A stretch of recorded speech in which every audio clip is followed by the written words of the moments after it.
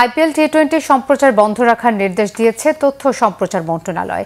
আজ সোমবার মন্ত্রণালয় এ বিষয়ে সংশ্লিষ্ট সম্প্রচার মাধ্যমগুলোকে চিঠি দিয়েছে। ভারতের ফ্র্যাঞ্চাইজি ক্রিকেট লিগ আইপিএল টি-20তে মোস্তাফিজুর রহমানের খেলা নিষিদ্ধ হওয়ায় বাংলাদেশে এর সম্প্রচার বন্ধ রাখার নির্দেশ দেওয়া হলো। মুস্তাফিজ ইস্যুতে কঠোর অবস্থানে বাংলাদেশ।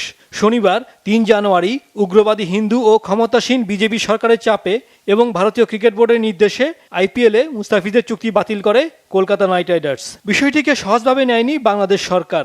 ক্রিকেটারদের নিরাপত্তা ইস্যুটি গুরুত্বপূর্ণ হয়ে ওঠায় রবিবার ভারতে টি-20 বিশ্বকাপ না খেলার জন্য বাংলাদেশ ক্রিকেট বোর্ডকে নির্দেশনা প্রদান করেন আইন, যুব ও ক্রীড়া উপদেষ্টা ডক্টর আসিফ নজরুল। বিসিবিও দ্রুতই বোর্ড মিটিং করে সেই নির্দেশনা মেনে আইসিসির কাছে বিশ্বকাপে টাইগারদের ভেন্যু পরিবর্তনের জন্য চিঠি প্রদান করে।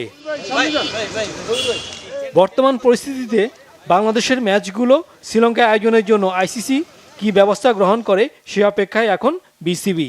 ক্রিকেটার্স যখন খেলতে যায় তখন তার মান সম্মান নিয়ে ক্রিকেট খেলে।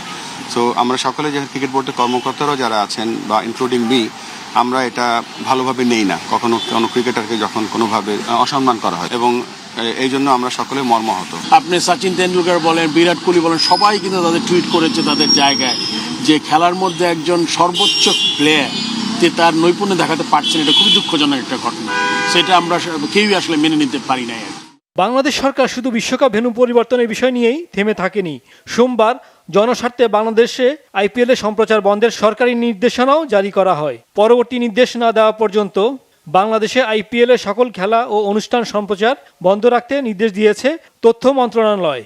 মুস্তাফিজ শুধু বাংলাদেশ জাতীয় দলের খেলোয়াড় না, সে একজন ব্যক্তি মুস্তাফিজ না, he is representing Bangladesh in the international arena. তো তার প্রতি যে কোনো ধরনের অসম্মান করা মানে বাংলাদেশের প্রতি অসম্মান করা, বাংলাদেশের জনগণের প্রতি অ্যাজ আ হোল অসম্মান করা।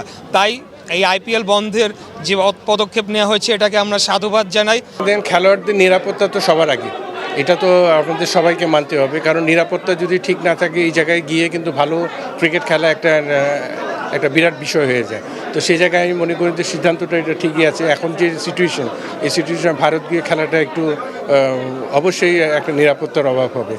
বিশ্বকাপ সূচিতে গ্রুপ পর্বে কলকাতায় 3টি ও মুম্বাইয়ে 1টি ম্যাচ খেলার কথা টাইগারদের। ভারতীয় মিডিয়ার দাবি, বিশ্বকাপে ভারত থেকে বাংলাদেশের 4টি ম্যাচ সরিয়ে নিলে আর্থিক ক্ষতির মুখে পড়বে বিসিসিআই। সেক্ষেত্রে বাংলাদেশের পরিবর্তে বিশ্বকাপে অন্য ম্যাচ আয়োজনের সুযোগ না পেলে সর্বোচ্চ 40 কোটি রুপি আর্থিক ক্ষতি হতে পারে ভারতের। সাইফুর রহমান চৌধুরী, বাংলা ভিশন, ঢাকা।